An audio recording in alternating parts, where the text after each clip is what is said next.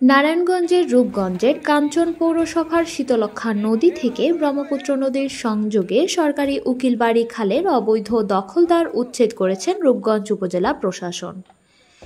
২রা সেপ্টেম্বর মঙ্গলবার দুপুরে উপজেলার কাঞ্চন পৌরবাজার এলাকায় এ উচ্ছেদ অভিযান পরিচালনা করেন রূপগঞ্জ উপজেলার সহকারী কমিশনার ও কাঞ্চন পৌর প্রশাসক তরিকুল আলম।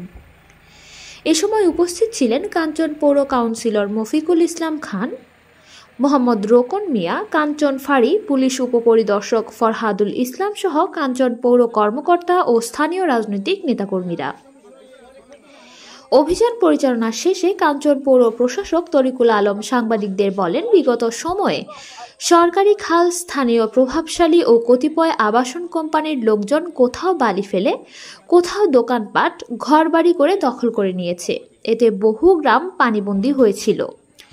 জনগণের দাবি ও সরকারি ধারাবাহিক কার্যক্রমের অংশ হিসেবে আজ এই খালটির অবৈধ দখলদার উচ্ছেদ অভিযান করছি। খালের সীমানায় যত শক্তিশালী থাকুক তা উচ্ছেদ করা হবে। 2002 সালে প্রতিষ্ঠিত এটি কাঞ্চন পৌরসভাটি খুবই গুরুত্বপূর্ণ একটি অবস্থানে দাঁড়িয়ে আছে। এখানে ঘনবসতিপূর্ণ এলাকা এবং বেশ কিছু প্রতিষ্ঠান, বেশ কিছু ফ্যাক্টরি এই পৌরসভার মধ্যে অন্তর্গত। কিন্তু গত প্রায় 15 থেকে 20 বছর ধরে কাঞ্চন পৌরসভার যে খুব গুরুত্বপূর্ণ একটি খাল, আপনারা জানেন এটির নাম হচ্ছে উকিলবাড়ি থেকে শীতলক্ষ্যা পর্যন্ত প্রায় 1.5 কিলোর বেশি জায়গা জুড়ে এই খালটি, এবং এটি এত গুরুত্বপূর্ণ একটি জায়গায় যে কাঞ্চন পৌরসভার যে বাজারের যে মুখটা, বাজারের মুখ দিয়ে হচ্ছে পানিগুলো, বৃষ্টি বা যে কোনো রকম বাসাবাড়ির যে পানি সেগুলো সরে যাওয়ার খালটি ছিল এটি শীতলক্ষ্যায় চলে যাওয়ার জন্য। কিন্তু গত 15 থেকে 20 বছর ধরে এই খালটি বিভিন্নভাবে এখানে আমরা এসে দেখতে পেয়েছি যে শুধু হচ্ছে নির্দিষ্ট কোনো সংখ্যা না, সকলেরই কোনো না কোনো অবদান আছে, কেউ না কেউ তাদের ঘর বাড়ি করেছে। আমরা এসে দেখতে পেয়েছি যে এই খালের উপর দিয়ে মানুষের বাড়ির আঙিনাও রয়েছে, তার মানে সকলেরই কিছু না কিছু অবদান ছিল। কিন্তু আমি পৌরসভার প্রশাসক হিসেবে দায়িত্ব পালন করার পর থেকে আমাদের যারা স্থানীয় জনপ্রতিনিধিরা ছিলেন আগে এবং আমাদের যারা নাগরিক সমাজ, সাংবাদিকবৃন্দ, সকলেই হচ্ছে এই খালটির বিষয়ে দাবি জানিয়ে এসেছেন। এটি বলা যায় যে কাঞ্চন পৌরসভাবাসীর বর্তমানে একটি প্রাণের দাবি হয়ে পরিণত হয়েছিল যে এই খালটি যদি আমরা হচ্ছে অবৈধ দখলদারদেরকে উচ্ছেদ করতে পারি, তাহলে কাঞ্চন পৌরসভার যে জলাবদ্ধতা এটি বহুলাংশেই নিরসন হয়ে যাবে। তো সেই জন্যই আমরা গত মাসে, অগস্ট মাসে আমরা উচ্ছেদ করার জন্য পৌরসভা আইনে আমরা সকল অবৈধ দখলদারদেরকে নোটিশ করেছিলাম। নোটিশ করার পরবর্তীতে আমরা আজকে সময় নির্ধারণ করে এটি উচ্ছেদ কার্যক্রম পরিচালনা করছি। এখানে এসে দেখতে পাচ্ছি আগে যে যদিও অবৈধ দখল হয়ে থাকুক না কেন, এখন বর্তমানে এলাকাবাসীর প্রচন্ড একটি সহযোগিতা রয়েছে।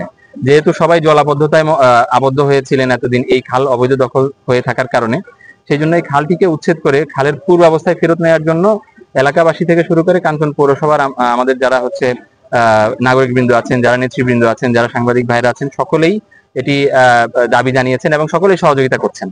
যার কারণে আজকে আমাদের উচ্ছেদ কার্যক্রম এখান থেকে শুরু হলো। আপনারা জানেন এই খালটি শুধু উচ্ছেদ নয়, এটি একটা খননের প্রক্রিয়াও করতে হবে। যেহেতু খালটি ভরাট হয়ে পুরোপুরি দেখা যায় যে কিছু জায়গায় একেবারে মানুষের বাসাবাড়ির আঙিনা হয়ে গেছে, কারো দেখা যায় যে হচ্ছে ওয়াশরুম তৈরি করে ফেলেছে, কারো ফ্যাক্টরির কিছু অংশ পড়েছে, কারো দোকানপাট আছে। তো আমরা আজকে প্রত্যেকটা অংশই যেগুলো অবৈধ দখল হিসেবে আছে সেগুলো সবগুলোই উচ্ছেদ করব, এবং আমরা স্টেপ বাই স্টেপ, যেমন আমাদের এই খালটি আবার খনন করতে হবে, সুতরাং খননের কার্যক্রমও আমরা পরিচালনা করব।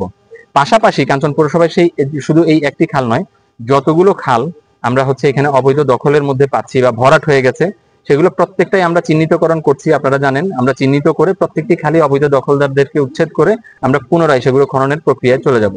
ধন্যবাদ আপনাদেরকে সকলকে।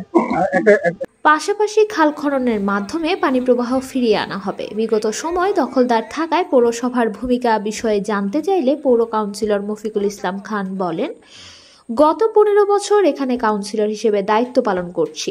বিগত সময় আওয়ামী লীগের লোকজন প্রকাশ্যে খালটি দখল করে নেয়। এসব নিয়ে প্রতিবাদ করলেই বিপদে পড়তাম, কারণ বিএনপি করতাম। তবুও প্রশাসনের আইন শৃঙ্খলা সভায় এসব তুলে ধরেছি, সে সময় কোনো কাজ হয়নি। কানিজ ফাতেমা, চ্যানেল 21, রূপগঞ্জ, নারায়ণগঞ্জ।